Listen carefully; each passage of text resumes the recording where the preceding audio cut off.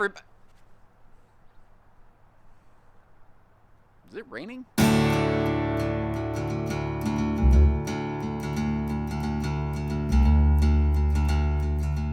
Let's try this again. Hello, everybody. Josh, the RV nerd of Bish's RV. Apparently dodging raindrops a little more than I expected today. Here with what is actually technically a new layout, I guess, but it's really a reissue of the classic Jayco rear living room, the new 262, and if I'm reading the tea leaves correctly, pretty much replacing the 265 J-Flight. Essentially almost exactly the same floor plan, but this is brought down into the SLX series, a little bit lighter, a little bit in both weight and the pocketbook, a little bit easier on the pocketbook.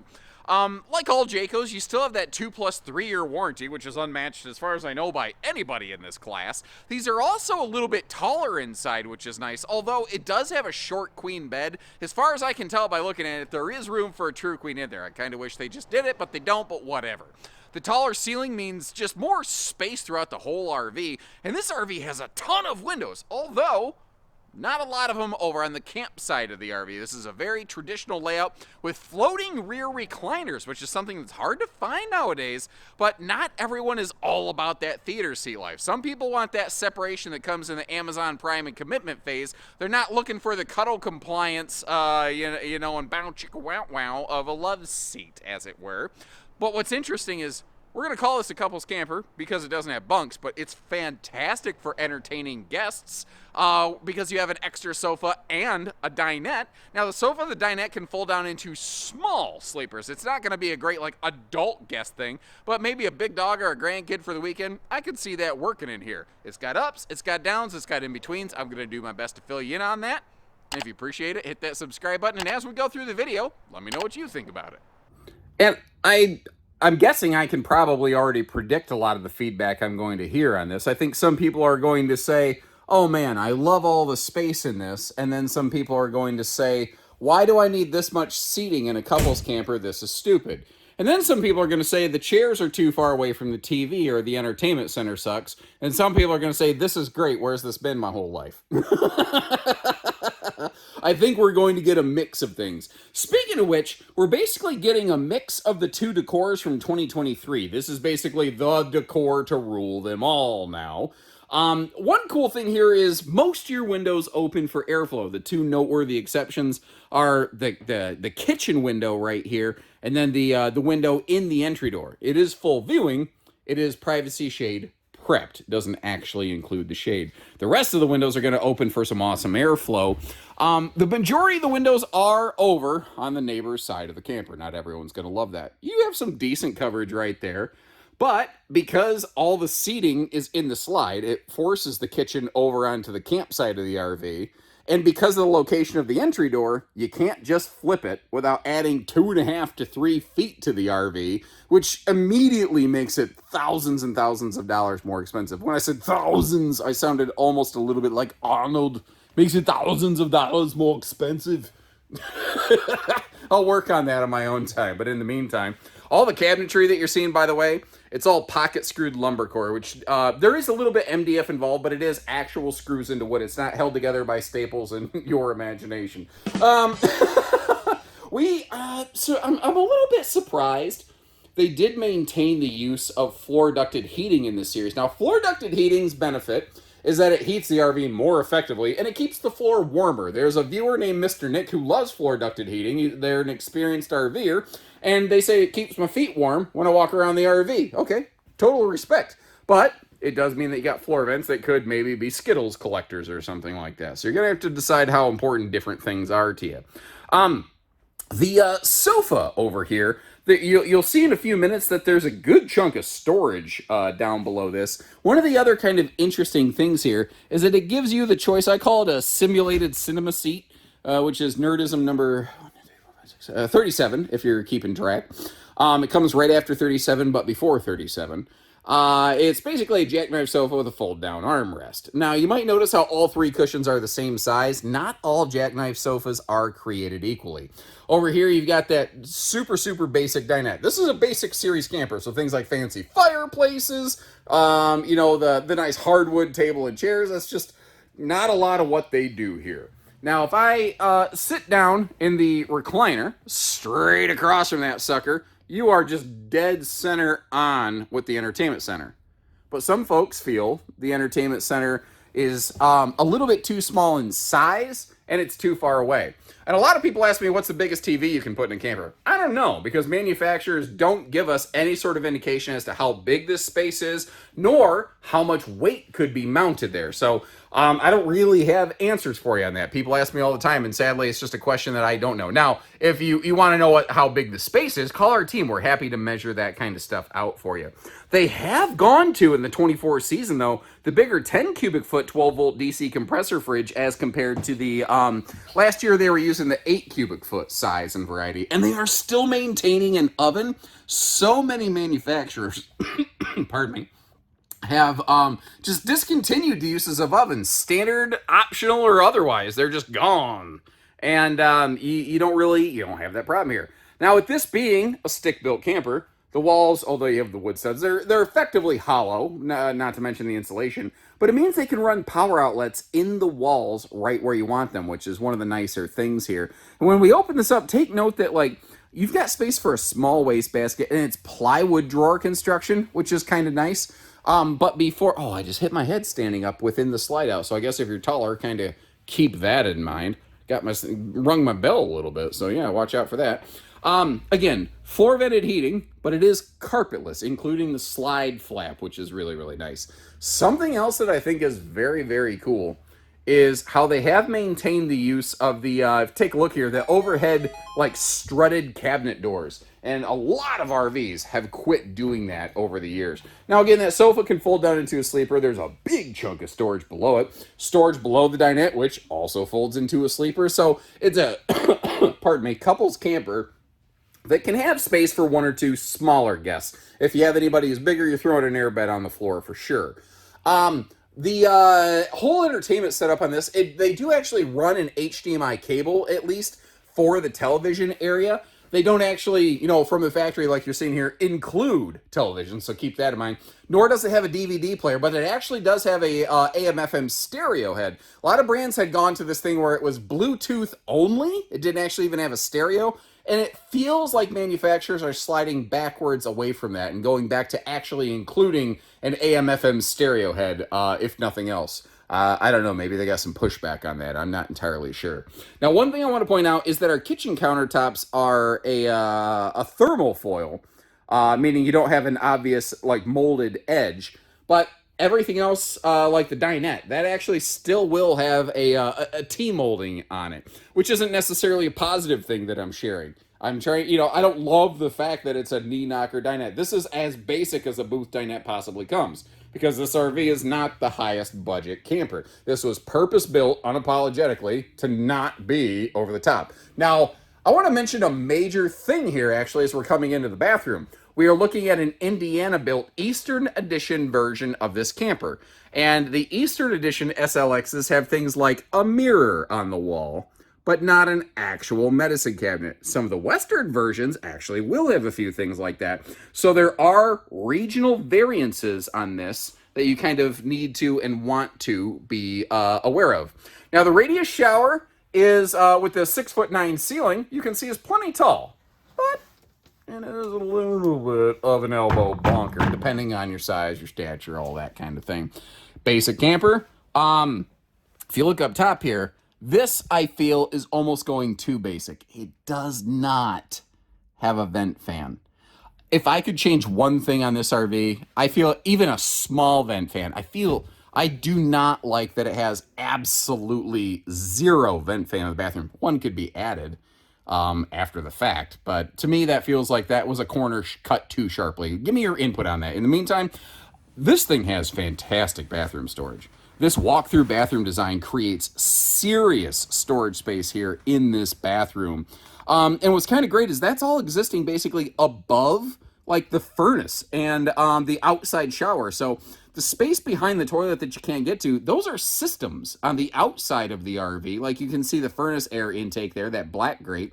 But it's just a ton of storage space in an area that you otherwise wouldn't use very much. Now, from the living room to the bathroom is a swinging door. From the bathroom to the bedroom is a sliding pocket door. And I don't use a tricky fisheye wide-angle camera lens, so we're going to be all up in this sucker's face. But this is a short queen bed. This is a 60 by 74, 75, whatever they want to call it on a given year. Short queen. There's room for a true queen. It would get a little tight if you did that. They just don't do it. And I kind of just wish they would. Even though you're probably still going to replace the factory backbreaker death wafer mattress, I personally just sort of wish they did that. Now, sliding around the corner here into the bedroom, I do like that we do have a full breeze window over there. I don't mind the viewing window in the bedroom door, but for me, a bedroom is a place that needs privacy, and I know that they're trying not to ding the budget, but giving somebody a full viewing window into the bedroom with no factory-provided way to privatize it, I don't love that myself. And I do want to mention this open cavity above the bed. It does have like I'm going to say about a 1-inch lip down there. My fingers are dirty. So, I'm obviously an office kid. You can tell that came as a surprise to me. TV hookups over on that side, and pardon me, the solar controller. You'll see this if it has the optional solar package applied to it, but normally that wouldn't be there. There'd be a sticker that says like solar prep or something like that, but this one says solar on board because it's actually installed.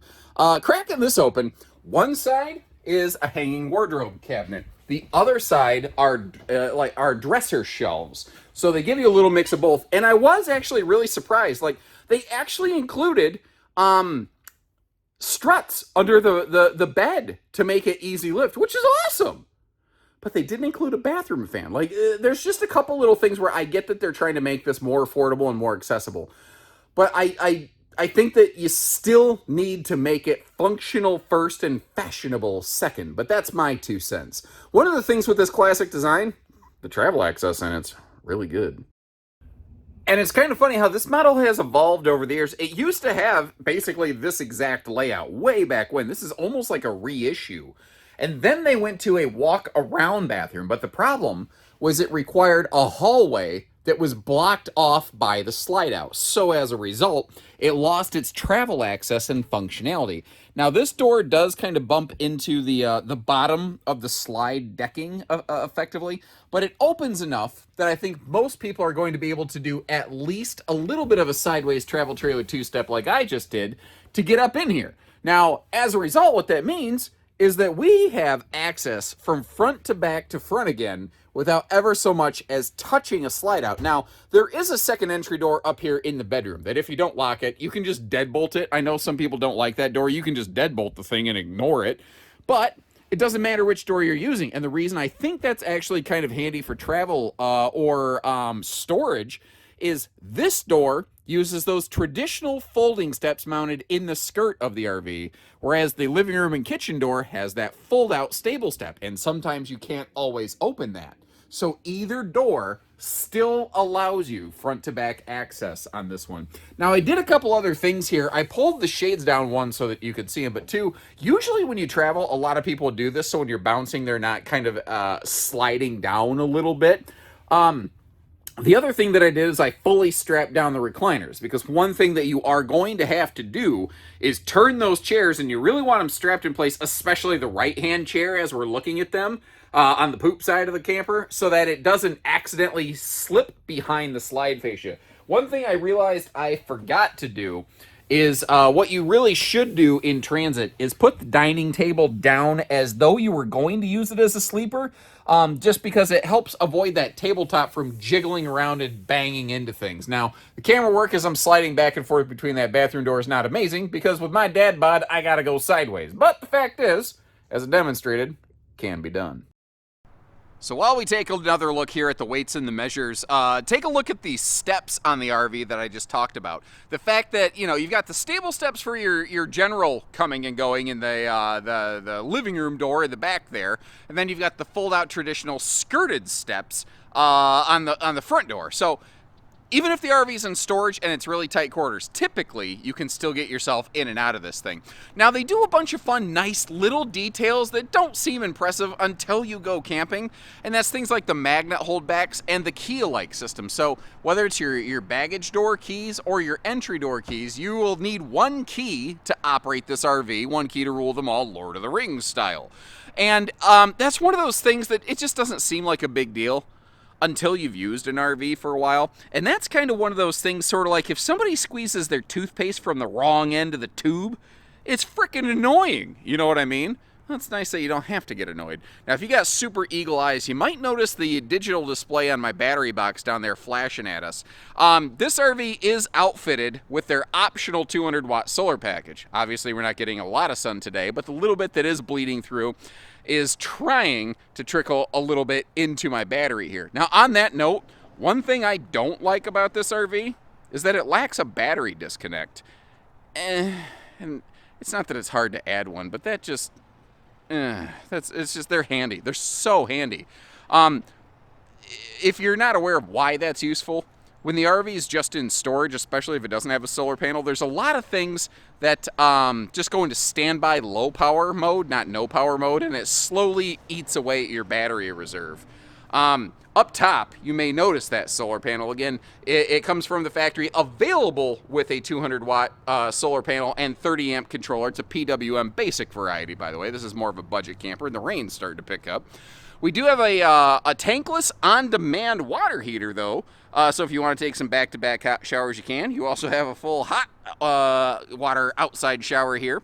And it is a single sewer outlet, so you don't have to do the poop, scoop, boogie, and the walk of shame between different hookups. That is a rack and pinion slide, and I want to point that out because you run into a lot of RVs in this class and at this budget range that don't have a floor flush slide or a rack and pinion slide. There'll be some form of step-up slide, whether it's cable-based or a Schwintech or something like that. And that's one of those things that allows this RV to have more bigger open space, and generally, I think most consumers feel that a rack and pinion slide is like one of the most time-tested, best reliable systems out there. Good for very big, heavyweight slides like this. Now, when we move into an SLX model like this, it comes ladder prepped only. It's still a fully walkable roof. It just doesn't actually include the ladder from the factory. And they don't do the full J-Smart lighting package. They don't have like the signals and the markers and whatnot, but it does still have the reverse travel lighting. You shift into reverse and the white elements in those taillights ignite pretty darn bright, shockingly bright actually. They do a good job just during the day on camera. I can't detail much of that for you. Ooh, it's kind of pointed at an angle, but you know what? I'm going to give it the honorary propanist designation. If you don't know what a propanist means, that's one of my made-up words for when the gas comes out the backside. Yeehaw! The underbelly also, you can see, is enclosed on these, which once again, in this size, class, and budget point, that is a feature that not every manufacturer is necessarily doing. Now, the entry door to the bedroom is not covered by the awning. That would be nice, but to do that, you'd have to sacrifice the bedroom window. So let me ask you, should they keep it the way that it is, or should they get rid of that window and extend the awning? Leave me a note. Well, it looks like I was able to beat the raindrops for the day, but without dragging this out any further, check the links in the video description for pricing and availability if you want to see where we have one of these parked and what they're running on a given day. Short of that, let me know what you think about her, and if you appreciate how we showed you the good and the bad with the camper, hit that subscribe button if you're new with us, and we'll see you next time. So take care, stay safe, have fun, and happy camping, everyone.